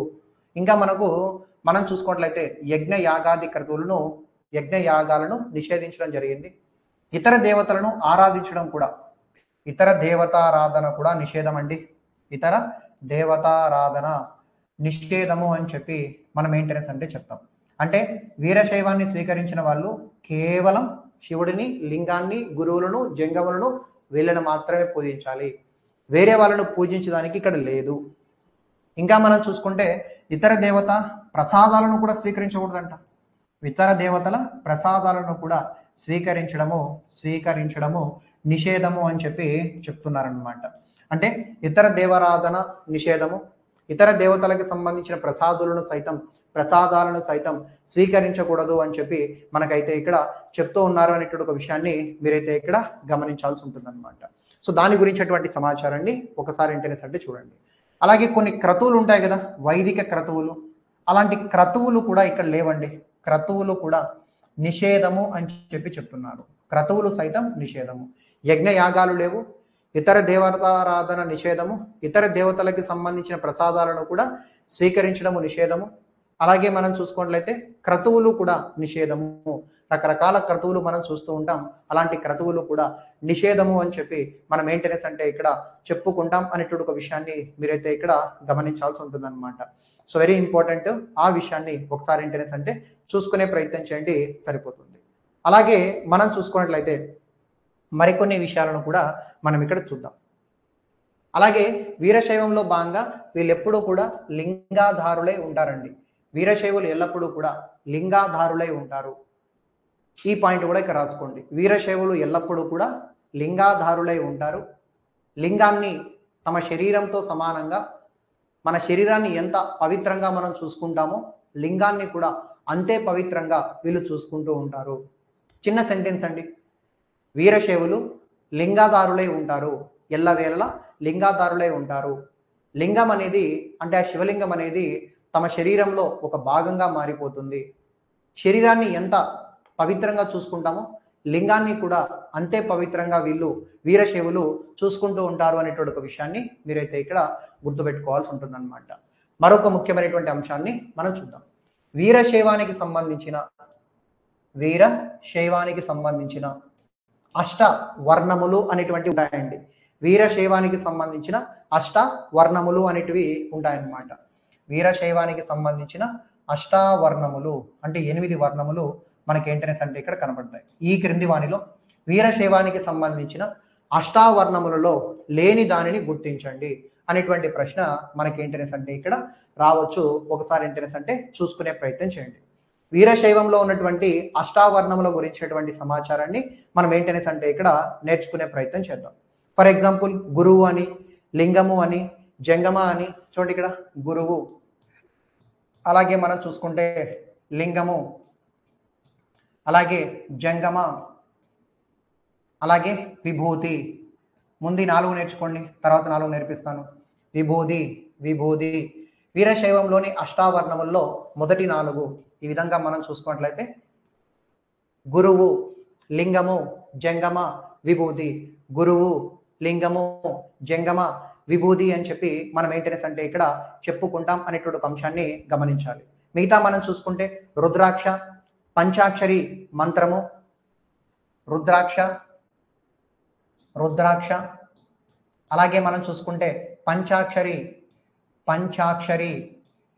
మంత్రము, రుద్రాక్ష, పంచాక్షరి మంత్రము, అలాగే పాదోదకం. ఈ 3 ఒకసారి చూడండి. ఈ విధంగా మనం చూసుకోవట్లయితే రుద్రాక్ష అని, పంచాక్షరి మంత్రం అని, పాదోదకం అనేటువంటి అంశాలు కూడా అష్టావర్ణముల్లో భాగంగా ఉంటాయి అని చెప్పి మనం ఏంటనేసి అంటే చెప్తాం. ఒకటి మిస్ అయింది ఇక్కడ. వీరశైవంలోని అష్టావర్ణములు గురువు, లింగము, జంగమ, విభూతి. గురువు, లింగము, జంగమ, విభూతి. గురువు, లింగము, జంగమ, విభూతి. అలాగే రుద్రాక్ష, పంచాక్షరి మంత్రము, పాదోదకం. రుద్రాక్ష, పంచాక్షరి మంత్రము, పాదోదకము. ఇంకొకటి ఏంటనేసి అంటే ప్రసాదము అని చెప్పి చెప్తాం. ప్రసాదము కూడా వీళ్ళేంటనేసి అంటే ఈ విధంగా మనం చూసుకున్నట్లయితే అష్టావర్ణములుగా భావిస్తారు. వీటన్నిటినీ కూడా పరమ పవిత్రంగా వీళ్ళు ఏంటనేసి అంటే భావిస్తారు అని చెప్పి చెప్తాం. ఈ విధంగా మనం చూసుకుంటే పరమ పవిత్రంగా వీళ్ళు ఏంటనేసి అంటే భావిస్తారు. వీరశైవులు ఈ క్రింది వాటిలో వేటిని పరమ పవిత్రంగా అష్టావర్ణములుగా వీళ్ళు భావిస్తారంటే వీటినే అష్టావర్ణములనే పరమ పవిత్రంగా వాళ్ళు ఏంటనేసి అంటే భావిస్తారు అనేటువంటి ఒక విషయాన్ని మీరైతే ఇక్కడ గమనించాల్సి ఉంటుందన్నమాట. అలాగే వీరశైవానికి సంబంధించిన పంచాచారాలు ఉంటాయండి. పంచచారాలు ఏంటనేసి అంటే మనకు కనబడతాయి. పంచాచారాలు అంటే 5 ఆచారాలు అని కూడా మనం చెప్పచ్చు. వీరశైవానికి సంబంధించి పంచాచారాలు కూడా మనకేంటనేసి అంటే ఇక్కడ ఉంటాయి అనేటువంటి ఒక విషయాన్ని మీరైతే ఇక్కడ గమనించాల్సి ఉంటుందన్నమాట. ఫర్ ఎగ్జాంపుల్ లింగాచారము, అలాగే సదాచారము. సదాచారము ముందు 2 నేర్చుకోండి. పంచాచారాల్లో భాగంగా లింగాచారము, సదాచారము, అలాగే మనం చూసుకున్నట్లయితే శివాచారము, శివాచారము, అలాగే మనం చూసుకున్నట్లయితే ఘనాచారము, అలాగే మరొకటి భృత్యాచారము అనేది కూడా ఉంటుందండి. భృత్యాచారము అనేది కూడా ఏంటనేసి అంటే ఉంటుంది అని చెప్పి మనమైతే ఇక్కడ చెప్తాం. భృత్యాచారము అనేది కూడా ఉంటుంది అనేటువంటి అంశాన్ని గమనించండి. పంచాచారాలు వీరశైవానికి సంబంధించినవి. పంచాచారాలు వీరశైవానికి సంబంధించినవి అవి ఏంటి అనేటువంటి విషయాన్ని చూస్తే లింగాచారము, సదాచారము, శివాచారము, ఘనాచారము, భృత్యాచారము ఇవన్నీ కూడా ప్రధానంగా మనం చూసుకుంటే వీరశైవానికి సంబంధించిన పంచ ఆచారాలు అని చెప్పి కూడా మనం ఏంటనేసి అంటే ఇక్కడ చెప్పుకుంటాం అనేటువంటి ఒక విషయాన్ని మీరైతే ఇక్కడ గమనించాల్సి ఉంటుందన్నమాట. అలాగే ఇంకొక విషయం చూడండి, ఇక్కడ ఇందాక ఏం చెప్పాను, వీరశైవంలో భాగంగా నిషేధించబడినవి యజ్ఞాలు, యాగాలు, ఇతర దేవతలను పూజించడము, ఇతర దేవతల ప్రసాదాలు కూడా స్వీకరించడము, క్రతువులను నిషేధించడము. ఇంకోటి కూడా ఉంటుందండి, మనకు హిందూ మతంలో వ్రతాలు చేస్తూ ఉంటారు కదా, వ్రతాలు, ఆ వ్రతాలు కూడా నిషేధం అండి. వ్రతాలు కూడా నిషేధము అనేటువంటి అంశాన్ని మీరు ఇక్కడ గమనించండి. వ్రతాలు కూడా ఈ విధంగా వీరశైవంలో భాగంగా నిషేధము అని చెప్పి మనకైతే ఇక్కడ చెప్తూ ఉన్నారు అనేటువంటి ఒక విషయాన్ని మీరైతే ఇక్కడ గుర్తుపట్టాల్సి ఉంటుంది. ఇంకొక విషయాన్ని మనం ఏంటనేసి అంటే మాట్లాడదాం. ఇంకా ఫర్ ఎగ్జాంపుల్ హిందూ మత ధర్మం ప్రకారం, హిందూ ధర్మ శాస్త్రాల ప్రకారం పుట్టినవాడు మరణిస్తాడు, మరణించిన వాడికి మళ్ళీ మరుజన్మ ఉంటుంది అని చెప్పి మనకు హిందూ సాంప్రదాయాలు చెప్తూ ఉన్నాయి. బట్ కానీ మరణం గురించి ఏం చెప్తుంది, మరణం గురించి వీరశైవం ఏం చెప్తుందనేసి అంటే మరుజన్మ ఉండదు అని చెప్తుందండి. మరుజన్మ ఉండదు అని చెప్పి మనకు వీరశైవం చెప్తుంది. ఇది కూడా అడిగాడు, వీరశైవంలో మరుజన్మ ఉంటుందా ఉండదా అంటే అకార్డింగ్ టు వీరశైవం ప్రకారం మరుజన్మ ఉండదు. ఎవరైతే వీరశైవాన్ని స్వీకరిస్తారో గత జన్మలో చేసిన పాపాలన్నీ కూడా పోతాయి, మళ్ళీ జన్మంటూ కూడా ఉండదు. అంటే మోక్షదాయకమైనటువంటి ఆగమంగా వీరశైవాన్ని మనం ఏంటనేసి అంటే ఇక్కడ చెప్పవచ్చు, మరుజన్మ ఉండదు. అలాగే వీళ్ళకి చూడండి, ఇక్కడ ఈ విధంగా దహన సంస్కారాలు ఉండవండి. దహన సంస్కారాలు ఉండవు అంటే వీళ్ళని కాల్చరు.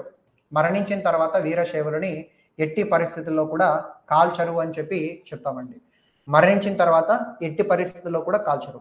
అంటే హిందూ మత సాంప్రదాయాల ప్రకారం చాలా మంది కాల్చడం శ్రేయస్కరం అని చెప్పి చెప్తూ ఉంటారు. అంటే మరణించిన తర్వాత ఆ మనిషిని ఈ విధంగా ఏంటనేసి అంటే కాల్చేస్తారు కదా, బూడిద చేస్తారు. ఆ బూడిద జలాలు ఏవైతే ఉంటాయో ఆ బూడిదని తీసుకొని పోయి గంగా జలంలో కలపాలి, ఇలాంటివన్నీ చెప్తూ ఉంటారు. కానీ వీరశైవం ఏం చెప్తుందంటే నో, కాల్చరు అని చెప్పి చెప్తుంది. వీరశైవం మరుజన్మ ఉండదు అని చెప్తుంది, కాల్చరు అని చెప్పి కూడా మనకి ఏంటనేసి అంటే ఉంటుంది. అది వీళ్ళకి ఏంటనేసి అంటే కొంచెం మామూలుగా చనిపోయిన తర్వాత ఆ వ్యక్తిని ఇలా పడుకోబెట్టి ముక్కులో దూది, చెవులు సంథింగ్ ఇలా ఏవైతే ఉంటాయో అలా చేసి బూడుస్తూ ఉంటారు కదా, లేదా కాలుస్తూ ఉంటారు కదా. బట్ ఇక్కడ మనం చూసుకున్నట్లయితే ఒక విషయాన్ని ఇక్కడ గమనించండి. ఏమిటి అంటే వీళ్ళు మరణించిన తర్వాత ఆ శవాన్ని, మరణించిన తర్వాత ఎంత గొప్ప ఉన్నైనా సరే ఏమంటారని చెప్పండి, ఈ క్షణంలో మరణిస్తే నెక్స్ట్ క్షణానికల్లా రామయ్య కాస్త శవం అయిపోతాడు. ఇక్కడ కూడా మనం అదే వాడదాం. మరణించిన తర్వాత ఆ శవాన్ని ఈ విధంగా మనం చూసుకున్నట్లయితే ధ్యాన ముద్రలో కూర్చోబెడతారు. ధ్యాన ముద్రలో ఏంటనేసి అంటే కూర్చోబెడతారనమాట. మరణించిన తర్వాత ఆ శవాన్ని ధ్యాన ముద్రలో ఉంచుతారు. ధ్యాన ముద్రలో కూర్చోబెడతారని రాసుకోండి. మళ్ళీ మీరు ఉంచుతారంటే పడుకోబెడతారు అనుకుంటారు, కూర్చోబెడతారు అని చెప్పి చెప్తాను. నేను మీకు ఎగ్జాంపుల్ కూడా చెప్తాను, ఓకేనా. అంటే వీరశైవంలో భాగంగా మరణించిన వ్యక్తిని ఎలా సమాధి చేస్తారో కూడా మీకు నేను చెప్పబోతున్నా. ఏటట మరణించిన తర్వాత ఆ వ్యక్తిని ఇలా ఏంటనేసి అంటే కూర్చోబెడతారనమాట, పడుకోబెట్టరు, కూర్చోబెట్టి వాళ్ళకి ఏంటనేసి అంటే అభిషేకిస్తారంట. కూర్చోబెట్టి ఈ విధంగా ఏంటనేసి అంటే వీరశైవ ఆగమాల ఆధారంగా వాళ్ళకి ఏంటనేసి అంటే అభిషేకము చేస్తారు అంట. అలాగే చేతిలో లింగాన్ని పెడతారంట. చేతిలో లింగాన్ని పెట్టి ఆ విధంగా వాళ్ళని ఏంటనేసి అంటే సమాధి చేస్తారు అని చెప్పి చెప్తూ ఉన్నారు అనేటువంటి ఒక అంశాన్ని గమనించండి. వీరశైవంలో భాగంగా మరణించిన తర్వాత ఆ శవాన్ని ధ్యాన ముద్రలో కూర్చోబెట్టి వీరశైవం ఆగమాల ఆధారంగా అభిషేకం చేసి చేతిలో లింగాన్ని పెట్టి ఈ విధంగా మనం చూసుకున్నట్లయితే చేతిలో లింగాన్ని పెట్టి సమాధి చేయడం జరుగుతుంది అని చెప్పి మనం చెప్తాం. అయితే ఇలాంటి కార్యక్రమాలను మనం ఎక్కువగా ఎక్కడ చూడవచ్చు అనేసి అంటే కర్ణాటకలో ఎక్కువ ఉంటారండి. మన ఏపీలో కూడా కొంతమంది అయితే ఈ వీరశైవులు లింగాయతులు ఉంటారు, కానీ ఎక్కువగా లింగాయతులకు కేంద్రం కర్ణాటక అని చెప్తాం. కర్ణాటక రాష్ట్రం మొత్తం ఆల్మోస్ట్ మనం చూసుకుంటే లింగాయత్తులతో ఉండిపోతుందన్నమాట. లింగాయత్తులు లేదా వీరశైవులు ఎక్కడ బాగా ఫేమస్ అనేసి అంటే కర్ణాటక. అప్పట్లో ఈ మధ్య కాలంలో మనం చూసుకుంటే ఐ థింక్ ఎస్పి బాలసుబ్రహ్మణ్యం అనుకుంటాను. ఎస్పి బాలసుబ్రహ్మణ్యం మరణించినప్పుడు కూడా మేబీ ఆయన కూడా లింగాయత్ అనుకుంటాను. ఆయన మరణించినప్పుడు కూడా కొంచెం గుర్తుంది. ఈ విధంగా అతన్ని ధ్యానముద్రలో కూర్చోబెట్టి ఈ విధంగా ఏంటనేసి అంటే సమాధి చేయడం జరిగింది అనమాట. ఈ విధంగా చేయడం జరిగింది అని చెప్పి కూడా మనం ఏంటనేసి అంటే ఇక్కడ చెప్పుకుంటాం అనేటువంటి ఒక విషయాన్ని మీరైతే గమనించాల్సి ఉంటుంది. ఒకసారి ఏంటనేసి అంటే చూసుకునే ప్రయత్నం చేయండి, సరిపోతుంది. కంసలి వారు, వడ్రంగి వారు, పనిచేసేవారు కూడా వీళ్ళు ఉంటారా? ఓకేనండి. అంటే ఆ వీరశైవాన్ని ఎవరైనా స్వీకరించుకోవచ్చు. మీరు కంసాలి వాళ్ళు, వడ్రంగులు అని అంటున్నారు కానీ ఎవరైనా కూడా వీరశైవాన్ని స్వీకరించవచ్చు. నేను అందుకే ఫస్ట్ సారే మీకు ఒక విషయం చెప్పేశాను మొదట్లోనే. వీరశైవంలో వర్ణ వ్యవస్థ లేదు, లింగ వివక్షత కూడా లేదు అని చెప్పి ప్రారంభంలోనే చెప్పేశాను. ఎవరైనా కూడా ఏంటనేసి అంటే దీన్ని స్వీకరించవచ్చు. ఇలా ధ్యాన ముద్రలో కూర్చోబెట్టి అభిషేకించి చేతిలో లింగం పెట్టి సమాధి చేయబడే వాళ్ళను ఏమంటామంటే లింగాయత్తులు అని చెప్పి మనమైతే ఇక్కడ చెప్పుకుంటాం అనేటువంటి ఒక విషయాన్ని మీరు గుర్తుపట్టాల్సి ఉంటుంది అనమాట. ఓకేనా? కనీసం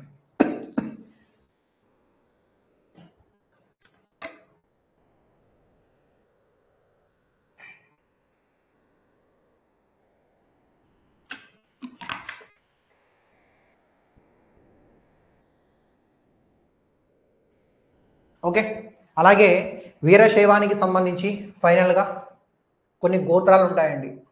వీరశైవుల గోత్రాలు, వీరశైవం గోత్రాలు అని చెప్పి ఒక 5 అంశాలు ఉంటాయన్నమాట. పంచగోత్రాలు వీళ్ళకి ఏంటనేసి అంటే ఉంటాయి. వీరశైవుల యొక్క గోత్రాల గురించినటువంటి సమాచారాన్ని ఒకసారి ఏంటనేసి అంటే మనం ఇక్కడ నేర్చుకునే ప్రయత్నం చేద్దాం. ఫర్ ఎగ్జాంపుల్ వీర, నంది, వీర, నంది, అలాగే భృగువు, వీర, నంది, అలాగే భృగువు, అలాగే మనం చూసుకున్నట్లయితే స్కంద అని చెప్పి చెప్తాం. స్కంద. అలాగే మనం చూసుకుంటే వృషభం అనేది కూడా వీరికి సంబంధించినటువంటి గోత్రము అని చెప్పి మనమైతే ఇక్కడ చెప్తాం. వీరశైవుల యొక్క గోత్రాలు అని చెప్పి వీర, నంది, భృగి లేదా భృగువు, అలాగే మనం చూసుకున్నట్లయితే వృషభ, అలాగే స్కంద అని చెప్పి మనమైతే ఇక్కడ చెప్పుకుంటాం అనేటువంటి ఒక విషయాన్ని గమనించాల్సి ఉంటుంది. వీరశైవుల యొక్క గోత్రాల్లో లేని దానిని గుర్తించండి. వీటిని పంచగోత్రాలు అని కూడా మనం చెప్పచ్చు. వీరశైవులకు పంచగోత్రాలు ఏంటనేసి అంటే ఉంటాయి అని చెప్పి మనమైతే ఇక్కడ చెప్తాం. వీర, నంది, భృగి, స్కంద, వృషము. గోత్రం అంటే మీకు ఐడియా ఉంటుంది కదా. హిందూ మతంలో గోత్రం అనేది చాలా ప్రామాణికం. ఫర్ ఎగ్జాంపుల్ స్వగోత్రస్తులకు వివాహం చేయొచ్చా లేదా సొసైటీలో మనకు నెక్స్ట్ చాప్టర్లో వస్తుంది. హిందూ ఫ్యామిలీ సిస్టమ్ అనేటువంటి చాప్టర్లో అలాంటి కొత్త విషయాలు బోలెడు చెప్తాను నేను మీకు. పాయింట్ ఏంటనేసి అంటే ఒకే ఇంటి పేరు ఉన్న వాళ్ళనైనా వివాహం చేసుకోవచ్చేమో కానీ స్వగృహస్థులను మాత్రం వివాహము చేసుకోకూడదని కూడా మనకి హిందూ సాంప్రదాయాలు మనకు చెప్తూ ఉంటాయి. అది ఎందుకు అనేది ఎవరు అడిగినా కూడా ఏమో తెలియదు అంటారు. నేను కనుక్కొని చెప్తాను. ఆ చాప్టర్ వచ్చినప్పుడు దాని మీద కొంచెం రెఫర్ చేసి మీకు చెప్పే ప్రయత్నం చేస్తాను. ఒకసారి గుర్తుపెట్టుకునే ప్రయత్నం చేయండి. ఓకేనా? So very important. ఆ విషయాన్ని ఒకసారి ఏంటనేసి అంటే చూసుకునే ప్రయత్నం చేయండి, సరిపోతుంది. సో ఇదండి మ్యాక్సిమం మనకు వీళ్ళు కర్ణాటకలోను అండ్ ఏపీలోను మనకైతే కనపడతారు. అలాగే మనం చూసుకుంటే ఈ యొక్క వీరశైవానికి సంబంధించిన పవిత్రమైనటువంటి గ్రంథాన్ని సిద్ధాంత శిఖామణి అని చెప్పి మనం ఏంటనేసి అంటే ఇక్కడ చెప్తాం. వీరికి సంబంధించినటువంటి పవిత్రమైనటువంటి గ్రంథాన్ని మనం ఏమంటామంటే సిద్ధాంత శిఖామణి అని చెప్పి కూడా మనమైతే ఇక్కడ చెప్పుకుంటాం అనేటువంటి ఒక విషయాన్ని గమనించాలి. వీరశైవులకి సంబంధించిన ప్రసిద్ధమైనటువంటి గ్రంథము, పవిత్రమైనటువంటి గ్రంథము, ప్రామాణికమైనటువంటి గ్రంథము అని చెప్పి సిద్ధాంత శిఖామణి అనేటువంటి ఒక పేరుతో మనం ఏంటనేసి అంటే ఇక్కడ చెప్పుకుంటాం అనేటువంటి ఒక విషయాన్ని మనం ఏంటనేసి అంటే ఇక్కడ గమనించాల్సి ఉంటుందండి. So very important. ఆ విషయాన్ని మనం ఏంటనేసి అంటే గమనించాల్సి ఉంటుంది అనమాట. ఇంకా చూడండి, ఇంకొన్ని విషయాలు కొంచెం డెప్త్గా ఒకసారి ఏంటనేసి అంటే చెప్పడానికి నేను ట్రై చేస్తాను. చూడండి, ఇక్కడ ఒక విషయం చూడండి. ఒక పర్సన్ గురించి మీకు ఇప్పుడు నేను చెప్పబోతున్నా. అలాగే వీరశైవులకి సంబంధించిన కొన్ని మఠాలు ఉంటాయి, పంచమఠాలు. దేశవ్యాప్తంగా 5 ముఖ్యమైనటువంటి మఠాలు ఉంటాయి. ఆ మఠాల గురించి కూడా మీకు ఏంటనేసి అంటే చెప్తాను అనమాట. ఓకే అండి, స్వగృహస్థ అదే ఒకే గోత్రం కలిగిన వాళ్ళు బ్రదర్ అండ్ సిస్టర్ అవుతారు అని చెప్పి మనకు చెప్తూ ఉంటారు అనమాట. అంటే దానికి ఇంకా వేరే రీజన్ వేరే చోట విన్నా నేను, అది కూడా మీకు ఏంటనేసి అంటే చెప్తానండి. ఓకేనా? పాయింట్ ఏంటనేసి అంటే ఏం చెప్పుకుంటున్నాం మనము, వీరశైవంలో భాగంగా వాళ్ళకి సంబంధించిన మఠాలు, ఒక గురువు ఉంటాడు. ఆ గురువు ఒక్కొక్క యుగంలో ఒక్కొక్కలాగా మనకు కనపడతాడు. ఆ గురువునే ఈ విధంగా మనం ఏమంటాము అనేటువంటి విషయాన్ని మనం తెలుసుకుందాం. ఒక పర్సన్ పేరు గుర్తుపెట్టుకోండి, రేణుకాచార్యులు. రేణుకాచార్యులు ఈ వీరశైవానికి సంబంధించిన ఆది గురువు అంటాం. ఈ పాయింట్ మీద మనకు లాస్ట్ టైం క్వశ్చన్ వచ్చింది. రేణుకాచార్యుల వారిని వీరశైవానికి సంబంధించిన ఆది గురువు అని చెప్పి మనం ఏంటనేసి అంటే ఇక్కడ చెప్పుకుంటాం అనేటువంటి ఒక విషయాన్ని మీరు గమనించాల్సి ఉంటుంది. అయితే ఈ రేణుకాచార్యుల వారు ఏంటనేసి అంటే ప్రతి యుగంలోనూ, కృతాయుగంలో కానీ, త్రేతాయుగంలో కానీ, ద్వాపరయుగంలో కానీ, కలియుగంలో కానీ, అన్ని యుగాలలో కూడా కొలనుపాక సోమేశ్వరాలయం లింగము నుండే ఉద్భవిస్తారు అంటాం. తెలంగాణలో ఉంటుంది కొలనుపాక అనేది. రేణుకాచార్యుల వారు 4 యుగాలలో ప్రతి యుగంలో కూడా కొలనుపాక సోమేశ్వర లింగం నుండే ఉద్భవిస్తారు అని చెప్పి మనకేంటనేసి అంటే ఇక్కడ చెప్తూ ఉన్నారు.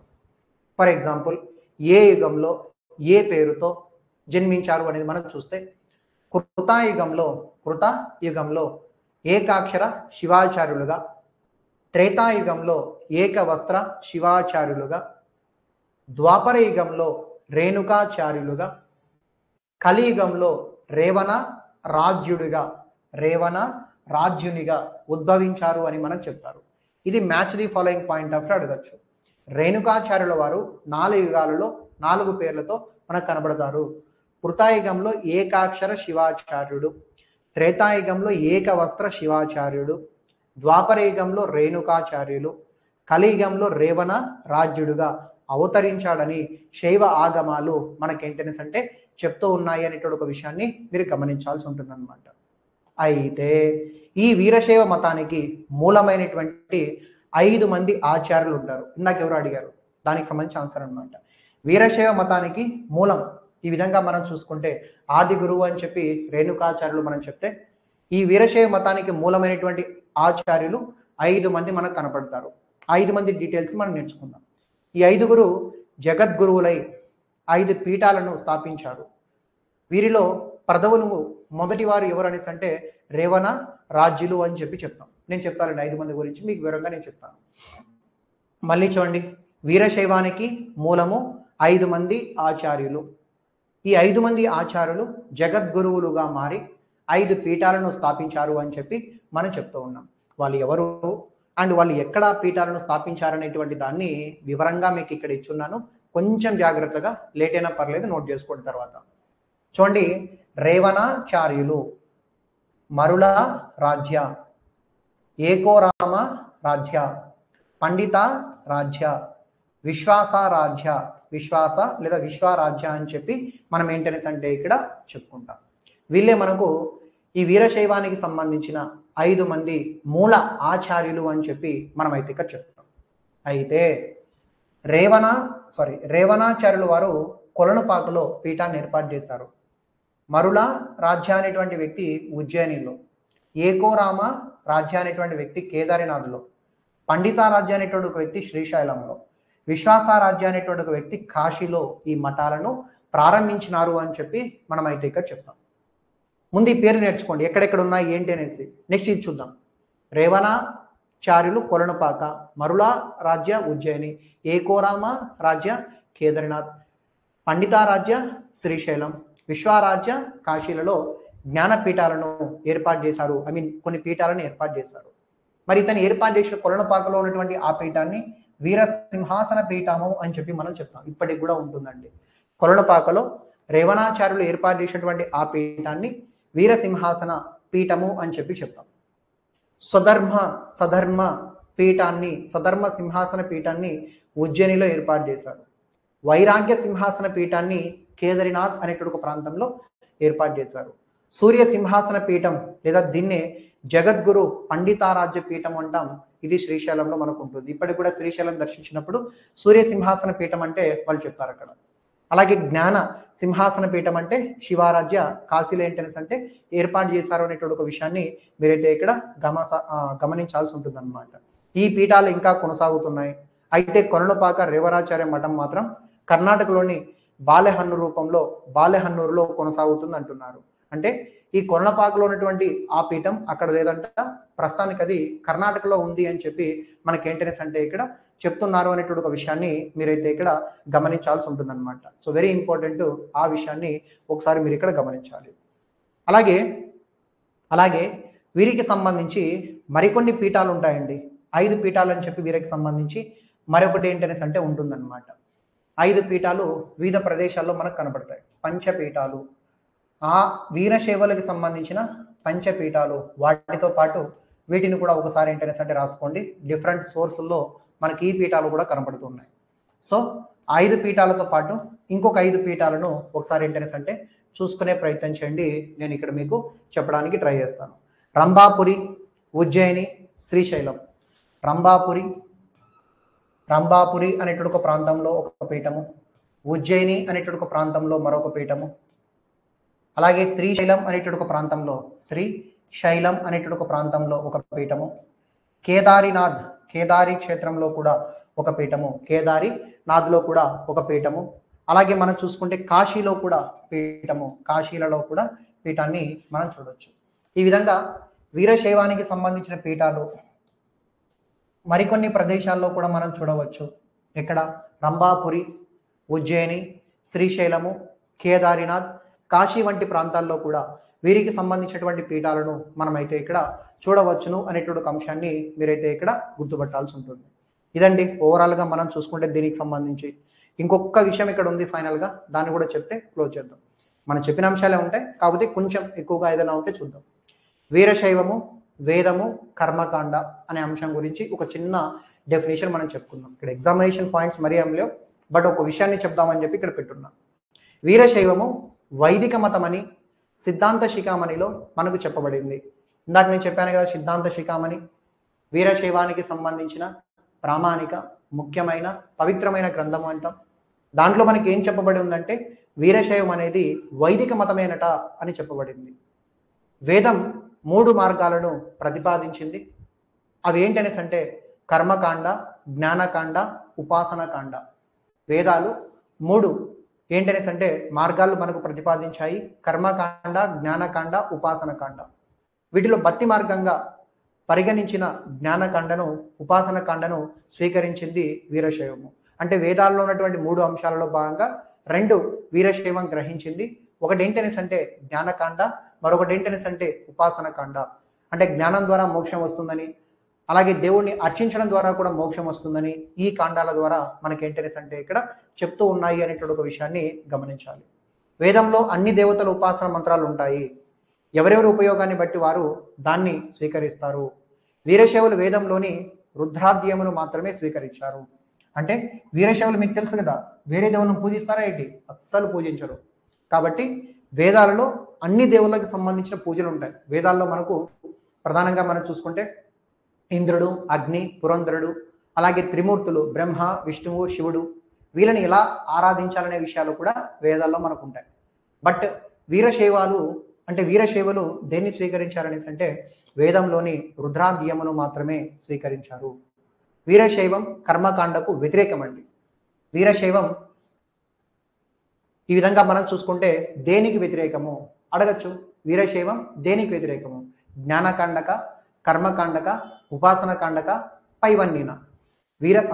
వీరశైవము దేనికి వ్యతిరేకము?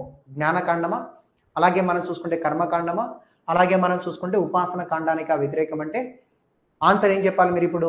ఈ విధంగా కర్మకాండకి ఈ విధంగా మనం చూసుకోవట్లయితే వ్యతిరేకము అని చెప్పి మనం ఏంటంటే అంటే ఇక్కడ చెప్పుకుంటాం.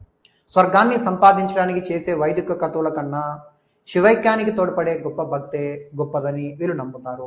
అందుకే వీళ్ళు కర్మకాండలు నమ్మరు. కర్మకాండలు అంటే ఏంటండి? ఫర్ ఎగ్జాంపుల్ మనం చేసిన పనులు మన కర్మని నిర్ణయిస్తాయంటారు. అదేమీ లేదని చెప్పి వీళ్ళు చెప్తున్నారు. వైదిక సాంప్రదాయాల ప్రకారం మనం చేసే ప్రతి పనికి రియాక్షన్ ఉంటుంది అని వాళ్ళు నమ్మితే వీళ్ళు ఏమంటున్నారు? అది లేదు, ఏం లేదు, దానికన్నా కూడా ఆ కర్మాలను అంటే మంచి జరగాలని చెప్పి పెద్ద పెద్ద రాజులు, పురోహితులు, ఎప్పుడు యజ్ఞయాగాలు చేస్తూ ఉంటారు కదా. అలా యజ్ఞయాగాలు చేయడం వల్ల ఏం వస్తుందో రాదో తెలియదు, కానీ శివుడిని పూజించడం వల్ల, శివుడిని మనం ఐక్యం చేసుకోవడం వల్ల, శివుడిని జీవుడిని ఐక్యం చేయడాన్నే శివైక్యం అంటాం. శివుడిని జీవుడిని ఐక్యం చేయడాన్నే శివైక్యం అంటాం. ఇలా శివైక్యానికి తోడ్పడితే మంచిదని చెప్పి వాళ్ళు ఏంటనేసి అంటే చెప్తూ ఉన్నారు. శివుడే పరమ దైవమని నమ్మే కులతీత సాంప్రదాయం వీరశైవం. శివుడు తప్ప ఇంకొకడు ఎవరు లేరు దేవుడు, అన్ని సకల జగత్తుకు మూలకారకుడు శివుడే అని చెప్పి వీరశైవులు ఏంటనేసి అంటే నమ్ముతారు. మచ్చుకైనా సరే వేరే వాళ్ళని పూజించరు, వేరే వారి ప్రసాదం కూడా తినరు, వేరే వారి ఆరాధన కూడా వాళ్ళు ఏంటనేసి అంటే చెవికి పట్టించుకోరు అని చెప్తున్నారు. విద్యలుని ఆస్థాన కవి బసవన్న ద్వారా విశేష వ్యాప్తిలోకి వచ్చింది. అచ్చి ఈ విధంగా తెలుగు కన్నడ ప్రాంతాలలో విస్తృత ఆమోదం పొందిన ప్రచారాన్ని మనం ఏంటనేసి అంటే ఇక్కడ చూడవచ్చును అనేటువంటి ఒక అంశాన్ని మీరు గమనించాలి. మ్యాక్సిమం ఇక్కడి నుంచి మ్యాక్సిమం బిట్టుపోయేదానికి లేదండి. ఇన్ కేస్ మనకి దీని నుంచి 3 మార్కులు వచ్చినా కూడా ఇక్కడ నుంచి మ్యాక్సిమం మీకు వస్తుంది. బట్ డైరెక్ట్గా దీంట్లో ఉన్నటువంటి పాయింట్సే కాకుండా నేను చెప్పినటువంటి అంశాలను బేస్ చేసుకునైనా కూడా ఇక్కడ నుంచి మీకు రావచ్చు అనమాట. చూడండి ఎన్ని విషయాలు మనం మాట్లాడుకున్నాం వీరశైవం గురించి. చాలా ఎక్కువ విషయాలు మీకు ఇక్కడ నేను చెప్పడం జరిగిందనమాట. ఒకసారి రివైండ్ చేస్తాను చూడండి, ఒకసారి ఏంటనేసి అంటే చూడండి. బసవేశ్వరుడు ఈ విధంగా మనం చూసుకున్నట్లయితే దీన్ని ప్రారంభించాడు అని చెప్పి చెప్తున్నాం. 11-12 శతాబ్దానికి సంబంధించింది వీరశైవం, కానీ కాశ్మీరీ శైవం రూపాంతరమే వీరశైవం అని చెప్పి చెప్తూ ఉన్నారు. ఇంకా ప్రాచీనమైందని కూడా చెప్తున్నారు. శివుడు పార్వతీదేవికి బోధించింది సిద్ధాంతాలను శివుడు పార్వతీదేవికి బోధించిన సిద్ధాంతాలను బేస్ చేసుకొని వీరశైవాన్ని బసవేశ్వరుడు ప్రారంభించి అభివృద్ధి చేశాడు అని చెప్పి చెప్పాము. మళ్ళీ ఏం చెప్పినాను, వీరశైవుని యొక్క సిద్ధాంతాలలో భాగంగా మరికొన్ని పేర్లు అని చెప్పాను. వీరశైవులు, లింగాయత్తులు, శివ సాంప్రదాయం కలిగిన వాళ్ళు, శరణు సాంప్రదాయం కలిగిన వాళ్ళు, వాళ్ళని శివ శరణులు అని, శివ సైనికులు అని కూడా అంటాము అని చెప్పి చెప్పాను. అలాగే వీళ్ళు ఎవరిని పూజిస్తారంటే జంగములను పూజిస్తారు అని చెప్పి చెప్పాను. అలాగే ఇక్కడ సిద్ధాంతాలు అనేసి పెట్టుకుంటే దీని ప్రకారం ఇవన్నీ కూడా మనకి ఇక్కడ చెప్పాము. అంటే వీరశైవులకి సంబంధించిన ముఖ్యమైనటువంటి సిద్ధాంతాల్లో భాగంగా ఇవన్నీ కూడా మీరు నేర్చుకోవాలి. ఇంకా తర్వాత ఏం చెప్పుకున్నాం, తర్వాత ఇక్కడ మనం చూసుకున్నట్లయితే వీరశైవానికి సంబంధించి వర్ణ వ్యవస్థ లేదు. వీరశైవాన్ని తీసుకోవాలంటే కొన్ని పరీక్షలు ఉంటాయి. వంశపారపర్యంగా వీరశైవాన్ని ఎలా తీసుకోవాలో చెప్పాము. మళ్ళా హస్తమస్తక సంయోగ క్రియ అంటే ఏంటో చెప్పాము. స్త్రీలు కూడా వీరశైవాన్ని స్వీకరించవచ్చు అనే అంశాన్ని చెప్పాను. వీరశైవంలో నిషేధించబడినటువంటి అంశాలు యజ్ఞయాగాలు, ఇతర దేవతారాధన, ఇతర దేవతలకు సంబంధించి ప్రసాదాలు, క్రతువులు నిర్వహించడం, వ్రతాలు చేయడం, ఇవన్నీ నిషేధము. ఇంకా మనం చూసుకుంటే వీరశైవానికి సంబంధించిన అష్టావర్ణముల గురించి కూడా మనం మాట్లాడుకున్నాం. అలాగే వీరశైవానికి సంబంధించిన పంచాచారాల గురించి మాట్లాడుకున్నాం. అలాగే వీరశైవులకి సంబంధించి మరణించిన తర్వాత అంశాలు ఏంటి అనేటువంటి విషయాన్ని మాట్లాడుకున్నాం. ఇంకా వీరశైవానికి సంబంధించిన గోత్రాలు, అలాగే మనం చూసుకున్నట్లయితే సిద్ధాంత శిఖామణి యొక్క ప్రాముఖ్యత గురించి మనం మాట్లాడుకున్నాం. పంచపీఠాలు వీరశైవులకి సంబంధించి మాట్లాడుకున్నాం. ఇంకా మనం చూసుకున్నట్లయితే రేణుకాచార్యుల యొక్క ఇంపార్టెన్స్ మాట్లాడుకున్నాం. అలాగే ఈ ఆచార్యుల గురించి 5 మంది ఆచార్యులు ఉంటారు, వాళ్ళు ఎక్కడెక్కడ ఏ మఠాలు కట్టించారు అనేటువంటి ఒక విషయాన్ని మీరు ఇంట్రెస్ట్ అంటే ఇక్కడ డిస్కస్ చేయడం జరిగిందనమాట. సో ఆ విషయాలన్నింటినీ కూడా ఒకసారి చక్కగా చూసుకునే ప్రయత్నం చేయండి, సరిపోతుంది. ఇంకొక క్లాస్ చెప్తే అయిపోతుందండి, రేపు చెప్పుకుందాం. అది కాపాలిక అలాగే శాక్తేయం, చిన్న టాపిక్స్ అనమాట. దాన్ని కూడా మనం ఎక్స్ప్లెయిన్ చేస్తూ మంచి కంటెంట్ని రేపటి రోజున చెప్పుకొని ఈ టాపిక్ని కూడా కంప్లీట్ చేద్దాం. ఓకేనా? సో ఇదండి ఇవాళ క్లాస్కి సంబంధించినటువంటి సమాచారం. మీకు ఏదైనా ఇవాళ చెప్పినటువంటి క్లాస్లో ధర్మ సందేహాలు కానీ ఉంటే, డౌట్స్ కానీ ఉంటే కింద కామెంట్ సెక్షన్లో కామెంట్ చేయండి, నేను చెప్తాను. డౌట్స్ ఏం లేదు సార్, అంతా కూడా బాగానే అర్థమైంది అనేసి అంటే క్లియర్ అనేసి అయినా కామెంట్ సెంటర్లో కామెంట్ చేయండి, సరిపోతుంది. టుమారో చెప్తానండి. టుమారో అంటే మళ్ళీ 2 days కొంచెం వేరే వర్క్ ఉన్నది. సో కాబట్టి టుమారో తీసుకొని మ్యాక్సిమం కంప్లీట్ చేస్తాను. తర్వాత ఒకరోజు గ్యాప్ ఇస్తానండి. క్లాస్ ఈ సబ్జెక్ట్ అయిపోయిన తర్వాత, ఈ చాప్టర్ అయిపోయిన తర్వాత ఒకరోజు గ్యాప్ ఇస్తాను, మండే కానీ ట్యూస్డే కానీ అలాగా. కామెంట్ చేయండి. సో అందరికీ బాగానే అర్థమవుతుంది అనుకుంటున్నా ప్రతిదీ కూడా. ఓకేనా? సో చెప్తానండి దాని గురించి ఏదైనా ఉంటే. సో ఆ వర్డ్స్ నేర్చుకోండి, మ్యాక్సిమం సరిపోతుంది. ప్రతి దాని గురించి మనం తెలుసుకోవాలంటే అస్సలు సాధ్యం కాదు. మ్యాక్సిమం నేను చెప్పడానికి ట్రై చేస్తున్నా, మరి ఇంకా ఎక్కువ చెప్తే పౌరహిత్యం అయిపోతుంది అని చెప్పేసి అక్కడక్కడ మీకు ఏంటనేసి అంటే ఇంపార్టెంట్ చేస్తూ ఉన్నా. ఓకే అండి, చూద్దాంలేండి ఒకరోజు. చాప్టర్ అయిపోయిన తర్వాత ఒక రోజు గ్యాప్ ఇద్దాం. ఓకే ఓకే మరి మళ్ళీ నెక్స్ట్ క్లాస్లో కలుద్దాం. Thank you very much. చదివేసండి ఈరోజు చెప్పింది, ఈరోజు చదివేసండి. చూద్దాం రండి, ఈరోజు చెప్పింది ఈరోజు చదివేసుకోండి, ఎందుకంటే మళ్ళీ ఇంకోసారి ఎప్పుడో చదువుకుందామంటే కష్టమైపోతుంది అనమాట. Thank you.